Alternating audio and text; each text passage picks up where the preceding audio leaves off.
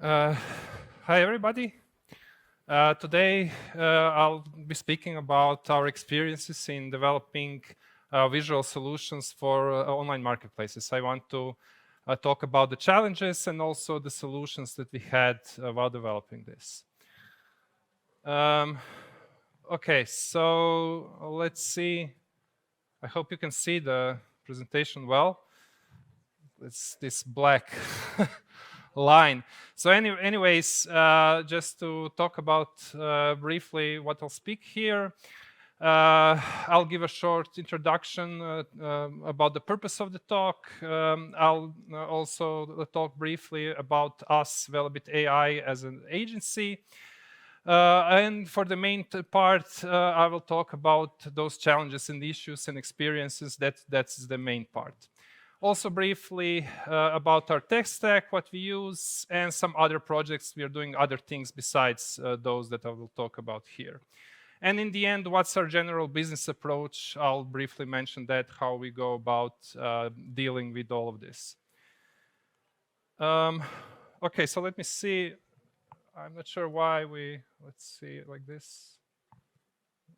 So it's black screen. Yeah, I'm not sure why we are getting this black line, so sorry about that. Okay, so as an introduction, what we are here doing, we as a team, we have many years of experience in developing solutions for online marketplaces. And I mean, we're doing a lot of paper reading. It's all interesting, but of course, there are many challenges in how to actually put all of that into production. And this is basically what I want to speak here, to share some of those experiences and how we approach all of this to make our clients happy. Oh, great. Now we can also see the bullet points well. All right, so let's just go over briefly about us, Velebit AI Agency. We are a small company, so self-funded, 4 co-founders. We are covering different areas of the stack. Myself, I'm doing data modeling. We are now at 8 people, and that's us basically. So 3 years around as a company, but as a team here, we've been doing this for around 8 years. So a lot of experiences, especially for online marketplaces. Okay, so how do we do it? We are doing AI consultancy. We are doing research and development. Basically most often images, text, but also tabular data. Like I said, we have 8 years of experience doing this. We are also doing data engineering, deployment, so full stack. And I have to say, it depends from one project to another. In some cases, we are just doing consulting. In some cases, it may be just that we are doing deployment and monitoring of models that somebody else developed. And in some cases, we are going all the way from the business use case through research and finally also deployment. Some of our clients are on the right. It's mostly industry, but also some from academia. I'll mention here related to online marketplaces. Our clients are Willhaben in Austria, Njuškalo in Croatia, Bolha in Slovenia. And as of recently, we've also started working, doing consultancy work for Infostud here in Serbia, now called Inspira Group. Okay, so let's see the use cases. So that's the main part of my talk. I'll go through several use cases. All right, so for the first use case, we have image and also text categorization. I'm focusing mostly on images, but it could also be from text. You can imagine the business use case that, okay, you want to sell something. Maybe it's your old TV, maybe an old mobile phone, maybe some lamp, something like that. And it would be great if you could sell that fast. So what typically happens in all those online marketplaces, they have some elaborate category tree, and it could be quite difficult. In some cases, you could have literally thousands of different categories. It could be a rather complex tree. You have things all around, and it could take you quite some time to actually find where to place your ad. And then the AI comes in. You can just take the image, In some cases, you could also maybe add a title, and then you can get the exact suggestion, okay, where to place the ad. It saves you time when selling. So this is the business use case we are talking here. And now, I mean, categorization, you might think, okay, that's easy. You just take some pre-trained neural network. It could be a convolutional neural network, or nowadays it's transformers all around. You just fine-tune to the user data, and that's it. So that's basically your initial approach. But in practice, there are many difficulties here. Like I said, those categories could be quite messy. There could be problems with the data quality, and then your model won't be good enough for the client potentially. So there are difficulties in real life when you actually do all that, while for the user you have to be both specific and accurate. So there are some tweaks which are important to actually move from that simple idea to something that works well in production. And I'll speak about that, what we do. Okay, so this is an example taken from Njuškalo in Croatia. Possibly you can't see the fine print, but I'll explain what is this about. So this is some drill, okay, piece of machinery. And the trouble is that in Njuškalo, this could be in different places. So you have this part machines and let's see the pointer. Maybe, okay, I'll just read it. Machines and tools, hand tools, and it could be under construction machinery. So basically, they could have such things in different places in their categorization tree. Or also for this watch. So, I mean, is this a watch for men, or is this a watch for women, or maybe it's neutral? So what you can see here, basically we have this system elaborate in the end, which can give you multiple suggestions. So in some cases, maybe you will get all 3 suggestions like here. In some of the cases, maybe the model will know for sure, and it will just tell a men's watch. Or in some cases, when it's not clear, maybe it will just say watches. Or if you have a mobile phone, it will just say maybe it's a mobile phone, and it won't go into details. So we have this flexible model that, depending on the certainty of the initial prediction, it will combine things, and then you will sometimes get less specific answers. So for example, maybe you will just get as an answer, as a suggestion for you as a seller, okay, this is a watch, and then you're close to the correct category. So there's a bit of trade-off here between accuracy and specificity. That's the idea. Okay, so I want to briefly explain what's the approach, how this thing works. So we do start with this normal approach where we just take some neural network, and then we get basically probabilities, or we also say confidences for each of the leaf categories. So in some cases you could have, like I said, let's say 2,000 leaf categories in the categorization tree, and then we will get in some initial estimate of those probabilities coming from our neural network, and this is where we start. So we can see here the leaves in the end, but in some cases, maybe we will pick this node, which is not the leaf, and offer that as a suggestion. So that's the idea of the algorithm. But as a start, we just start with leaf confidences, and that's what we go with. Something that we added, this is not yet on Njuškalo, but it is for Mark D in Germany. That's also another online marketplace where we are working. We added this approach. It's called temperature scaling. It's for probability calibration. And basically what this means, you have this initial series of probabilities, but in some cases the neural networks become overconfident. So this is something that's not good for us for that algorithm later on.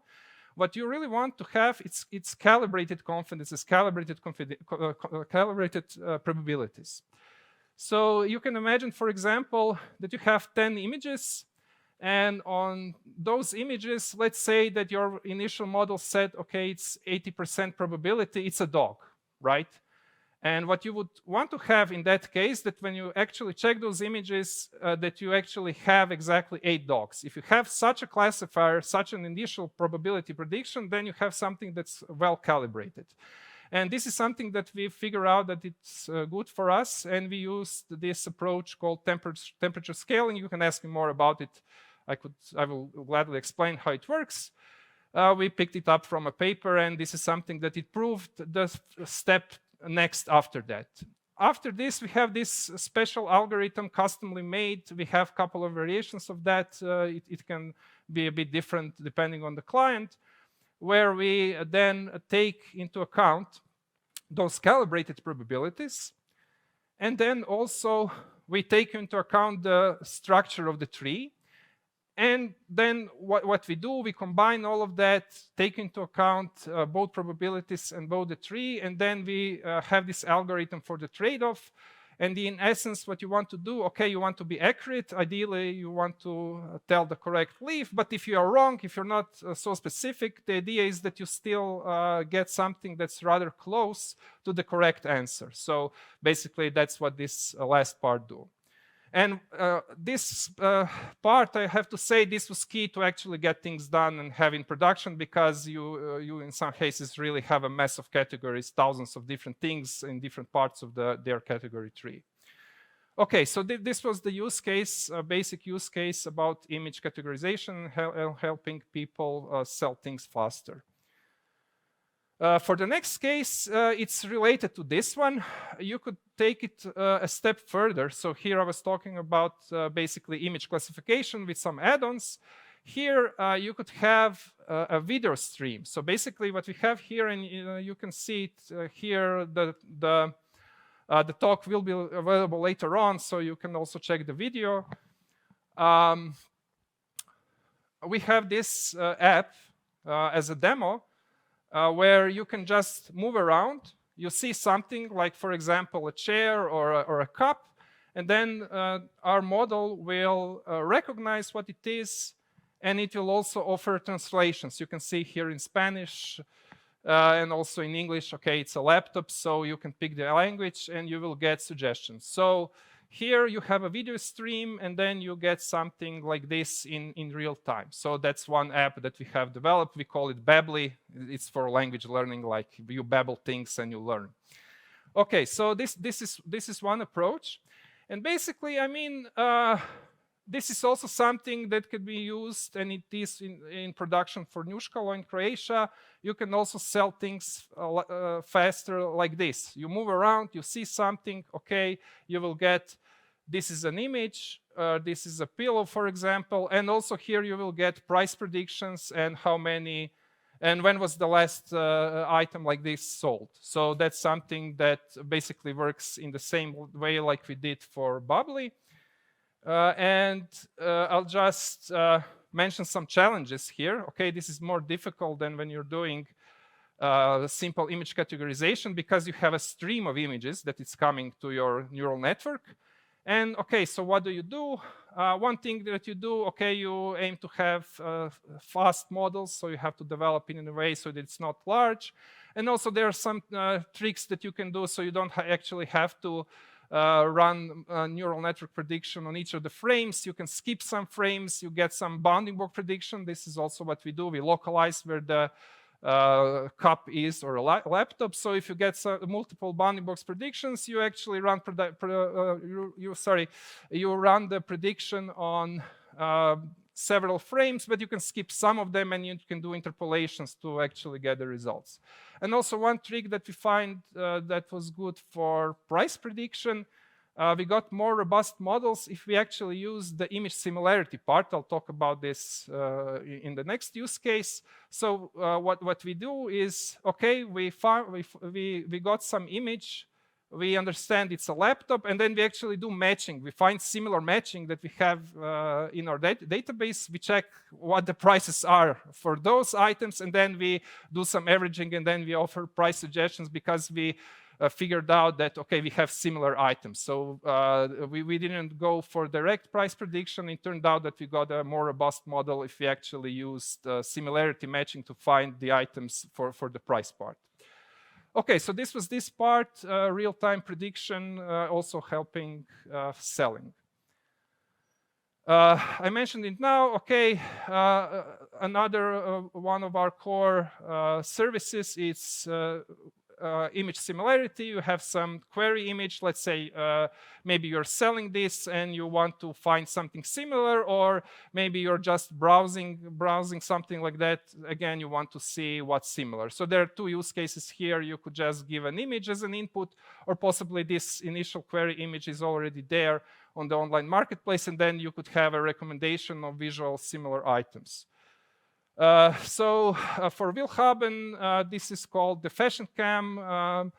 You can take an image, and then, like I said, you will get something that's similar. So for Willhaben, we deployed as an API, and then we just give them vector descriptors. So you can see briefly here how it works. Basically, the idea is that, okay, in some way, you can turn images into vector representations, so a series of numbers, and then you can then do comparisons of those vectors. So we use binary vectors, and then you just match. Okay, if 1 and 1 is matching, so that's similar. If you have 1 and 0, that is not so similar, and we calculate similarity.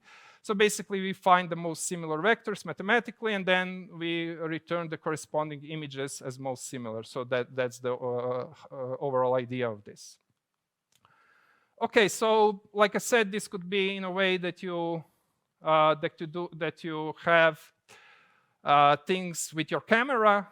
You could take a photo, or maybe this is something on a website. Okay, so we have this lamp, for example. This is already there. You can click on it, and then you will get similar items as a recommendation. Okay, so basically, again, what are the challenges here? For one thing that I have to mention, these are typically not catalog images that we have. So it's real user data taken at different angles. It could be different lighting, different mobile phone, and then the basic challenge is, well, how do we construct good vectors as descriptors for all of this? Here I will just briefly mention the overall idea. We combine different parts of the neural network to get descriptors. Some neural networks are more for concept recognition, so that you know the items. Some parts of the network work well for visual parts. We also do color prediction, so we have a separate model for color prediction, and then we integrate that model into the main one. So we also predict color. Color is something that's of course helpful for visual similarity. And also the question is, of course, how do you go about validating such models? This is something that we recently started internally. We actually started doing this last part, triplet annotation for text. It can also be done with images. So what's the idea here? Okay, when you have to pick what's similar, similarity is a difficult metric, so it's more difficult than classification. But what you can do, you can give some item to your annotator. You can say, okay, this is your query. You have image A, image B. You just tell me what you think it's more similar. So you can get such annotations, and then you can use that either to train your model or at least to validate your model. So this is also something that we're doing here. Okay, so another thing, it's also related to this use case for image similarity, but this can also be a separate use case. It helps to predict other things. So I mentioned predicting color. This could be a separate use case where you also have to predict other things, other tags like material, style, brand, etc. So this is also something that we have as a separate use case because in some cases clients just want tags. But actually, if you do things like that, this can also help you get better image descriptors. So typically, if you have a neural network and you have multiple tasks, you will get better understanding and you can get better descriptors. So we're also using additional attribute prediction to get better visual similarity models. Okay, so this is the main part of the talk. So I wanted to go through the most important use cases that we have, and just to give you some highlight on how we do it and what the challenges are. Okay, so briefly about our tech stack. It's basically Python. So the Python is the main thing for us, like for many others. We started doing things early. It was coffee library, if somebody remembers that, but then we switched to TensorFlow and later on to PyTorch. We find it that it's good for us for the flexibility part. We are doing cloud deployment, Google Cloud, Amazon services. That's typically what we use. Also, we started with tensor serving, moved later on to Triton. So those are some technical details for those of you who are interested into that. For speed, I mentioned it's very important. Onyx and TensorRT recently, that's something that helps to get a faster model in production. And typically we are using NVIDIA GPUs for all of that to have it fast. Okay, so another thing to point out, typically what we also have to do, we are doing some custom plugins. So I mentioned the image similarity service. It's often integrated with Elasticsearch, and for that we wrote some custom plugins so that you can calculate the similarity metric and then integrate it with other things that are available in Elasticsearch. So that's also something that we do. Briefly, I don't have a lot of time here in this lecture to go all the things that we do, but I want to mention some of our other AI projects just briefly. This is something recent that we started working on. So basically, we are moving to 3D. So we are starting with 2D detection, and then we know the location of the camera in this use case. We know the angle of the camera, and then we are basically moving to 3D. So we are localizing chairs in this image. So that's something that we're also working on because we believe this use case will be more important later on. So this is coming 3D digital twins, and we want to move into 3D. This is something that I was talking about in this conference when it was in Zagreb. So the talk is also available from that one. It's short-term waveform prediction. This was also a project very exciting to me. You are predicting here what the next radar image will be, let's say in 15 minutes and so on. So that was also one interesting project to do.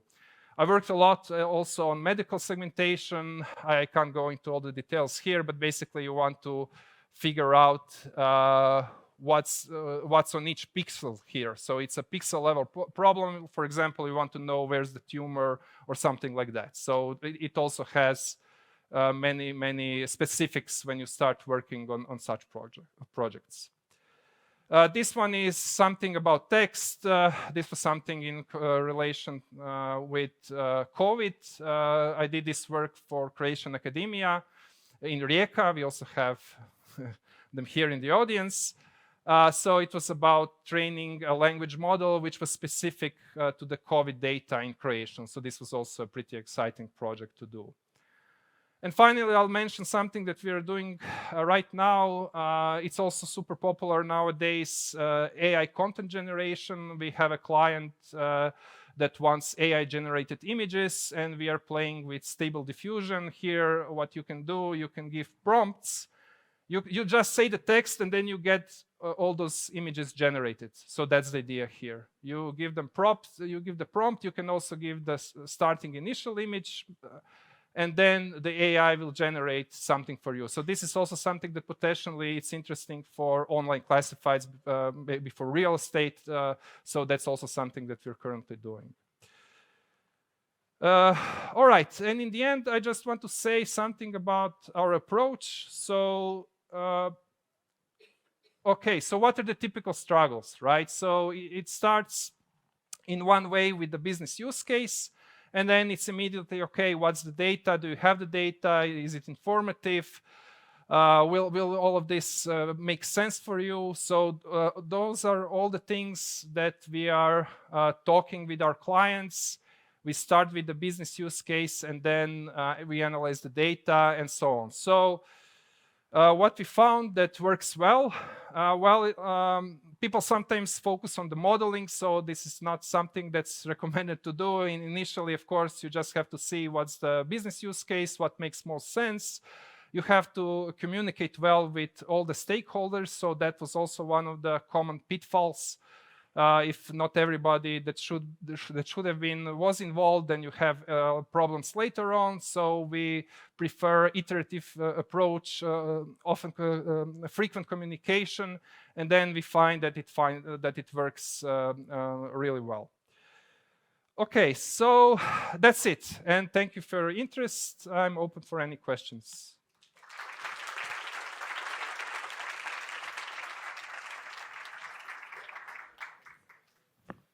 Do we have questions before my question? Okay. No, I think we can wait for the microphone. Just wait for a second. Microphone is coming.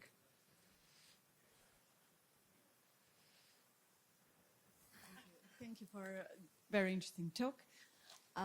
I was wondering about this use case, the commercials, the online shopping experience that you have. Did you think about going one step further and generating the full ad text for the user using, for example, some large language models? So basically from an image, you just do all the work for the user. So this is something that we used to talk about. So that was one of the potential use cases. It didn't go through. It would be interesting to work on that, but it's a matter of priorities. So it's all about what the client wants next. And I remember in Yuškalo we were talking about such things, but other things were more interesting to them. So basically that's something that is also a possibility, but yeah, it didn't go through. So maybe one day, yeah, we'll do something like that. Okay, thank you. And one more, if it's about your category 3 that you have, right? Right. So do you forecast only categories in the leaves? So you ignore the higher order? Okay, actually no. So maybe just to explain on that. So the initial model will just predict leaf probabilities, right? Leaf confidences. But the final model, the part in the end that I was explaining, will take that into account. And then what we do, we typically return up to 3 nodes. And those nodes could be anything, leaves or somewhere else. So that's this trade-off that was talking about between accuracy and specificity. Because, okay, if you say just say it's a watch, it's accurate, right? If you say it's a male watch, smart one, maybe you're wrong. So that's the trade-off that I was talking about. Okay. Any more questions? While we wait, I want to ask, how do you measure success? How do we want our clients happy.